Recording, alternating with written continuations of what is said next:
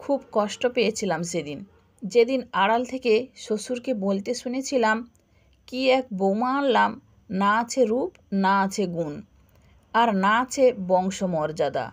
আরও কষ্ট পাচ্ছিলাম যখন শুনলাম আমার শাশুড়ি ভাসুর আর ভাসুরের বউও শ্বশুরের সাথে সুর মেলাচ্ছিল। নিজেকে তখন ওই পরিবেশে বড্ড বেমানান আর অসহায় লাগছিল। ভেতরটা দুমড়ে মুচড়ে যাচ্ছিল, কিন্তু প্রকাশ করলাম না। আমার যা আমার থেকে সুন্দরী আর বয়স কম, এই নিয়ে শাশুড়ির অভিযোগের শেষ ছিল না। আমি তানিয়া, MBA পড়ছি, বয়স 25।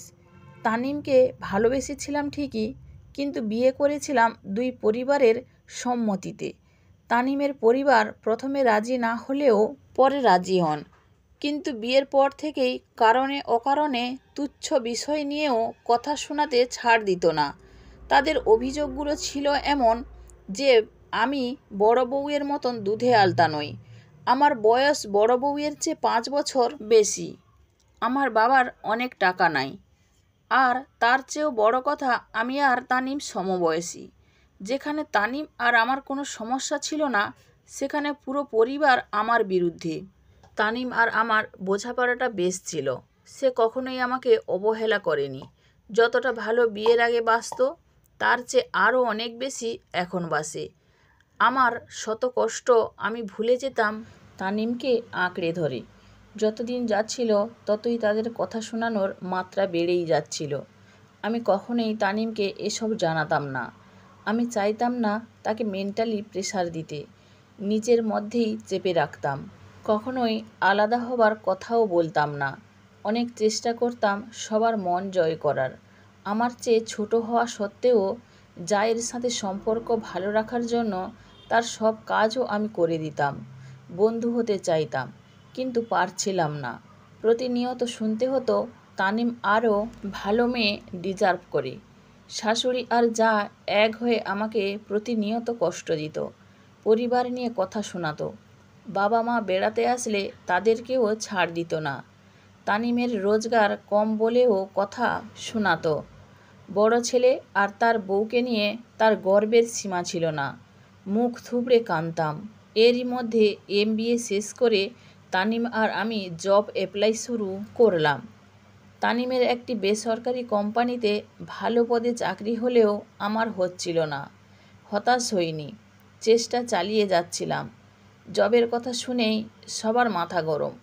ঘরের বউ বাইরে চাকরি করলে ছেলেকে টাইম দিতে পারবে না, চাকরিওয়ালা মেয়েদের সংসার টিকে না। আমার একটি সরকারি প্রতিষ্ঠানে উচ্চ পদে চাকরি হয়।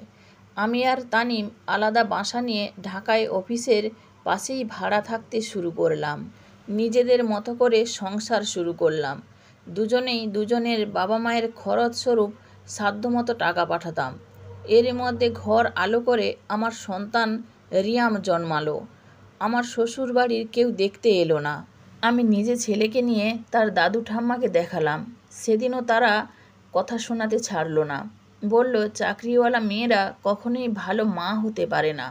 কষ্ট পেয়েছিলাম, কিন্তু উত্তর দেইনি, বেয়াদবি করিনি। তানিমকে তার পিতামাতার প্রতি দায়িত্ব পালনে কখনোই বাধা দেইনি, বরং নিজ থেকে তাদের সকল অভিমান ভাঙানোর চেষ্টা করতাম। কিন্তু পারিনি। না, আমি পারিনি। সংসার জীবনের 25টি বছর পার করেও আমি ভালো বৌমা হতে পারিনি। তবে হ্যাঁ, ভালো মা হতে পেরেছি। আমার ছেলে আজ 10 জনের একজন ক্যাপ্টেনের মা হতে পেরে আমি গর্বিত। চাইলেই সেদিন শাশুড়িকে বলতে পারতাম, আপনার বড় ছেলের বউ হয়তো দেখতেই সুন্দর, কিন্তু তার যোগ্যতা কি? তার নিজের কোনো পরিচয় আছে? গ্র্যাজুয়েশন আছে? ভালো পজিশান, ভালো চাকরি কি আছে? তার সন্তানেরা কি মানুষ হতে পেরেছে? ভালো বিবেক কি তার আছে? বাবার পরিচয়, বাবার টাকায় গর্বের কিছু নেই। হয়তো ভালো বৌমা হতে পারিনি, কিন্তু দিন শেষে ভালো স্ত্রী, আদর্শ মা হতে পেরেছি। এটাই হয়তো আমার নারী জীবনের সার্থকতা। গল্পটি কেমন লাগলো কমেন্ট করে জানাবেন প্লিজ। আর পরবর্তী গল্পের জন্য চ্যানেলটি সাবস্ক্রাইব করুন এবং পাশে থাকা বেল আইকনটি ক্লিক করে রাখুন। Thanks for watching.